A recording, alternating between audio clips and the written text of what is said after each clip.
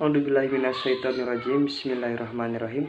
Perkenalkan, nama saya Aditya Nugraha, mahasiswa dari Universitas Muhammadiyah Tasikmalaya, Prodi S1 Keperawatan kelas 1A semester 2. Tujuan saya membuat video ini adalah untuk melengkapi tugas dari mata kuliah Al-Islam Kemuhammadiyahan, dan tugasnya itu mengenai tentang akhlak.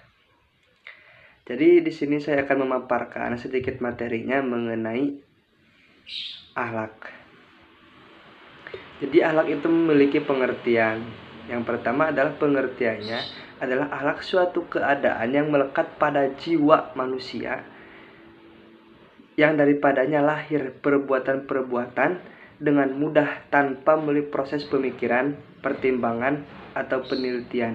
Jadi akhlak itu adalah sifat yang melekat pada jiwa seseorang.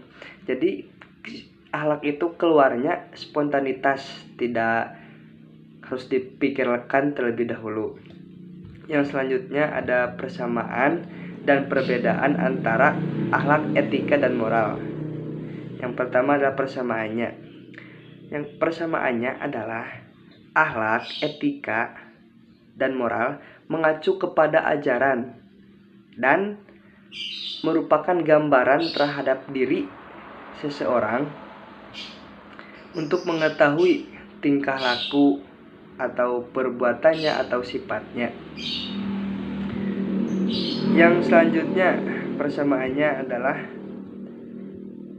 merupakan jadi akhlak, moral, dan etika dalam prinsip atau aturan hidup manusia untuk menakar martabat dan harkat kemanusiaan.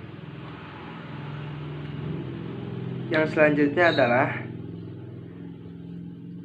akhlak, etika, dan moral seseorang atau sekelompok orang tidak semata-mata merupakan faktor keturunan yang bersifat statis, tetap, dan konstan, tetapi merupakan potensi positif yang dimiliki oleh setiap orang. Yang selanjutnya selain persamaan ada juga perbedaannya, yakni perbedaannya adalah akhlak merupakan istilah yang bersumber dari Al-Quran dan Al-Sunnah. Suatu perbuatan atau kelakuan, sifat, dan perangai dalam akhlak bersifat universal dan bersumber dari ajaran Allah. Sementara itu, etika merupakan filsafat nilai, pengetahuan tentang nilai-nilai dan kesusilaan tentang baik dan buruknya sifat seseorang. Jadi gimana? Jadi etika itu bersumber dan mengacu pada pemikiran. Jadi suatu etika yaitu dipikirkan terlebih dahulu, apakah misalnya seperti ini, apakah saya melakukan hal seperti itu baik atau tidak. Jadi dipikirkan terlebih dahulu, tidak seperti akhlak yang spontanitas terjadi atau muncul akhlak tersebut. Yang selanjutnya adalah moral. Jadi moral itu merupakan suatu nilai mutlak yang terdapat dalam kehidupan bermasyarakat. Jadi kebanyakan moral itu dipakainya di kehidupan bermasyarakat atau bisa jadi dinilai oleh masyarakat. Yang selanjutnya, sumber akhlak dalam ajaran Islam itu berasal dari mana? Jadi sumber akhlak dalam Islam adalah berasal dari Al-Quran dan Al-Sunnah. Seperti itu. Yang terakhir ada akhlak merupakan